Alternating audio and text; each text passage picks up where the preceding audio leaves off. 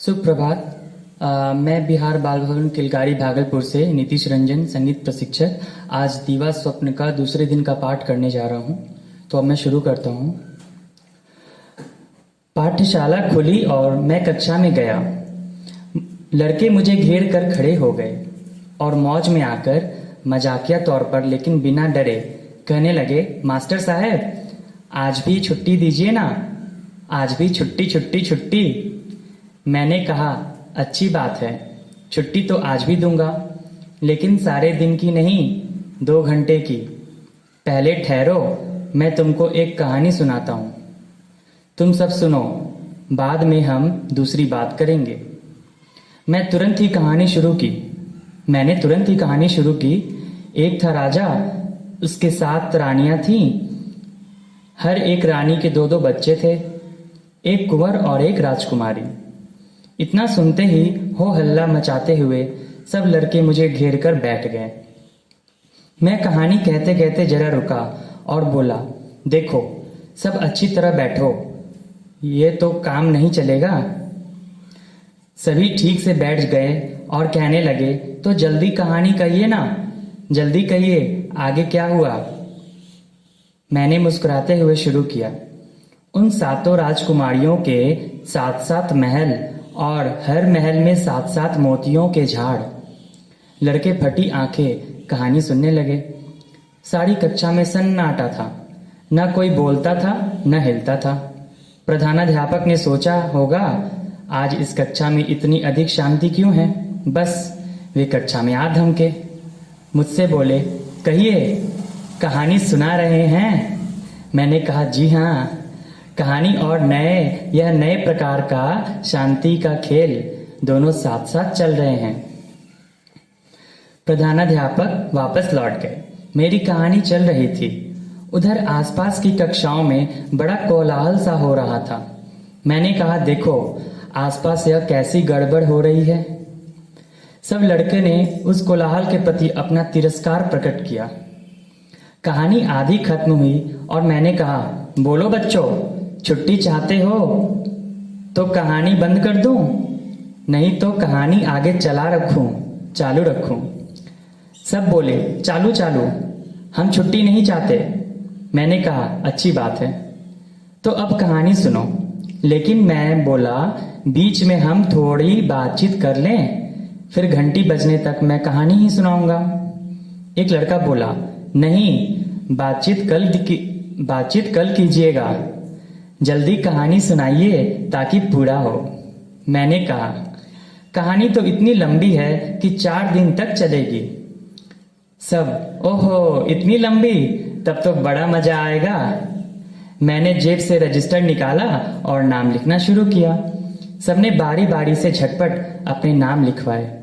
फिर मैंने हाजिरी ली और कहा, देखो अब से हम कहानी शुरू करने से पहले हाजिरी भरेंगे, फिर कहानी कहेंगे। इतना कहकर मैंने जो कहानी छेड़ी सो घंटी बजने तक चलती रही। समय पूरा हो चुका था, लेकिन लड़के कहने लगे, अभी बैठिए और कहानी सुनाइए, कहानी कहिए। मैंने कहा, बस अब कल। फिर पूछा, कल छुट्टी या कहानी। सब बोले, कहानी कहानी कहानी। इतना कहते हुए बच्चे जाने लगे। कल के छुट्टी छुट्टी छुट्टी शब्द के बदले आज वातावरण में कहानी कहानी कहानी शब्द की गूंज उठे। मैंने सोचा, चलो आज का दिन तो सुधरा। सच ही है, कहानी एक अजीब जादू है। कहानी एक अजब जादू है, 16:15 आने सच। दूसरे दिन सवेरे सब लड़के मुस्कुराते मुस्कुराते आए। मैं कक्षा में पहुंचा कि सब एक पर एक गिरते पड़ते मुझे घेर कर बैठ गए। बोले, मास्टर साहब अब कहानी कहिए ना। मैंने कहा, पहले हाजिरी, फिर बातचीत और फिर हमारी कहानी। जेब से खड़िया मिट्टी का टुकड़ा निकालकर मैंने एक गोलाकार बनाया और कहा, देखो रोज इस पर आकर बैठा करना। तब स्वयं बैठकर दिखाते हुए कहा, इस तरह यह जगह मेरी, यहां बैठकर मैं कहानी कहूंगा। सब बैठ गए, मैं भी बैठा, हाजिरी ली और कहानी शुरू की। सब उत्साहित थे, कहानी छेड़ दी। मंत्रमुग्ध पुतलों की तरह सब सुन रहे थे। बीच में कहानी रोककर मैंने कहा, कहो कहानी कैसी लग रही है? बहुत अच्छी लग रही है। जैसे तुम सबको कहानी सुनना पसंद है, क्या वैसे ही कहानी पढ़ना भी पसंद है? हाँ जी, हमको कहानी पढ़ना भी पसंद है, लेकिन ऐसी किताबें मिलती कहाँ हैं? अगर मैं तुम्हारे लिए कहानी की ऐसी किताब ला दूं तो तुम पढ़ोगे या नहीं? पढ़ेंगे, जरूर पढ़ेंगे। इतने में एक चतुर लड़का बोला, लेकिन आपको कहानी कहनी तो होगी ही। आपने आप पढ़ने में वो बात है, अपने आप पढ़ने में वो बात कहाँ? मैंने कहा अच्छा, और कहानी आगे बढ़ाई। घंटी बजी और मेरी कहानी अटक गई। सब मुझे घेर कर खड़े हो गए। कुछ मुझे प्रेम से ताकने लगे, कुछ मेरे हाथ को धीरे धीरे छूने और मन ही मन प्रसन्न होने लगे। मैंने कहा, जाओ अब भाग जाओ, छुट्टी हो गई, छुट्टी हो चुकी, घर जाओ। लड़के बोले, जी हम नहीं जाएंगे, आप कहानी कहिए, शाम तक बैठेंगे। लड़के गए और कुछ शिक्षक मेरे पास आए। कहने लगे, भाई साहब आपने तो खूब की, अब हमारी कक्षा के लड़के भी कहानी चाहते हैं। आजकल वे पढ़ने में ध्यान ही नहीं लगाते, बार बार यही कहते, हम भी कहानी सुनने जाएंगे, नहीं तो आप ही कहानी कहिए। मैंने कहा, आप कुछ कहते रहिए ना। वे बोले, लेकिन कहना आता किसे है? कहे तो तब ना, जब एक भी कहानी याद हो। मैं मूंछों में मुस्कुराता रहा। धन्यवाद। आज का पाठ यहीं पे समाप्त होता है, दूसरा पाठ दीवा स्वप्न का। अब मैं सभी प्रशिक्षक, मेरे मित्रों, दोस्तों से यही कहना चाहता हूँ कि इस पाठ के बाद अपने रिव्यू को रखें। मैं कुंदन कुमार, कराटे प्रशिक्षक। इस कहानी से ये पता चला कि बच्चे में जितना प्रेम आप डालिएगा उतना ही आपसे जो है बच्चे में लगाव होगा।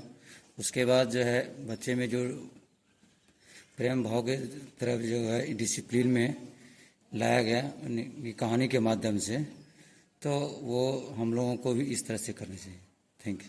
धन्यवाद कुंदन सर। अब मैं विक्रम सर, खेल प्रशिक्षक, से कहना चाहता हूँ। मैं विक्रम कुमार, खेल प्रशिक्षक। इस कहानी से हमें ये पता चलता है कि बच्चों में तालमेल, शिक्षक और बच्चों में तालमेल का बहुत ज़रूरी है, और नए नए तरह से शांति के खेल को बच्चों में डालते हुए और बच्चों का अच्छे से सृजनात्मक विकास किया जा सकता है। बहुत धन्यवाद। अब मैं मूर्तिकला प्रशिक्षक मनोज सर से। मैं मूर्तिकला प्रशिक्षक। आज दिव्यांश पाठ में, दिव्य स्वप्न पाठ में हमें यही पता चला कि बच्चों के साथ हमें कुछ अलग करना चाहिए, कुछ नए नए चीज़ों का बनावटी तैयार से उनको बताना चाहिए, यानी कि उसे हट के कोई नया नई चीज़ बताना चाहिए। अब मैं क्राफ्ट प्रशिक्षक मीनाक्षी मैम से कहना चाहता हूँ कि वो कुछ कहें दीवा स्वप्न पाठ में। आज के पाठ से देखने में तो, सुनने में तो यही लगा कि बच्चों को हमेशा एक ही चीज नहीं करवाना चाहिए, उनके मन पसंद का कार्य ही करवाना चाहिए। स्टार्टिंग उससे करना चाहिए, उसके बाद आप अपना क्लास करवा सकते हैं।